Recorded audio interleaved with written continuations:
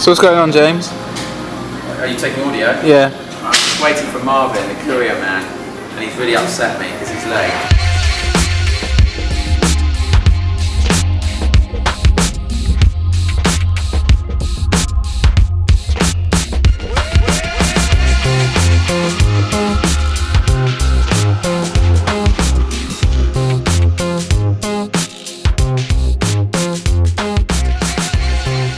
I think I always had that collecting gene in me. My mum is an incredible kind of, I don't want to use the word hoarder because I think that's a bit rude, but she probably passed on the gene to me. I guess the main bug started happening when I was at MTV, when I was a scriptwriter in the early 90s for MTV Europe.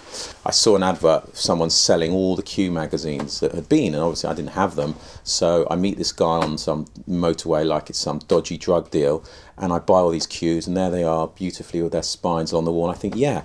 So then it starts going on to Empire, Select, Vox, all the mags about popular culture. I thought, I love it. I would say print is certainly still alive, but in the 90s, what a fantastic period. You know, this was very much pre-internet and desktop publishing eras, so you really had the power of those magazines. You had magazines like Face, ID, Select, even when I'm looking at there, like The Idler, so much was coming through. Rolling Stone, Spin, Empire, Lowdown, G-Spot. People were publishing. Now it's so easy to publish on the internet. Everyone can have a Twitter feed, a blog, just instantly publish something. But, you know, what I still find incredible about all this magazines is, you know, blood, sweat and tears went into that stuff. A lot of thought, a lot of energy. Once you've got over 6 issues of anything, it's a collection worth hanging on to. Terry, I'm not going to put that on the file. So for all the obvious ones I had, like the Empires, the Faces, the Playboys, the Rolling Stones, you know, the Source on hip-hop, I liked also the fringe, the counterculture, the weird stuff. Everyone seems to pick up on this. Footsie, the best foot fetish magazine in the world. As I said once before, I like to know about the other foot fetish magazines, if that's the best. Hacking magazines. This is the history of hacking, and it's relevant more than ever with all that Murdoch phone hacking stuff going on now.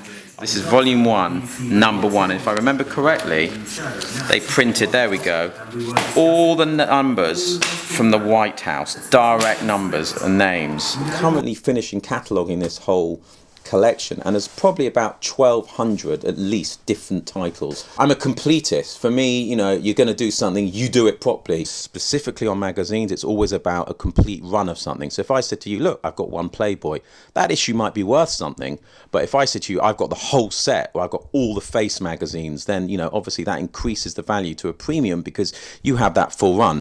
2 words crop up a lot in sorting this stuff out: epic and Herculean, as in a Herculean task.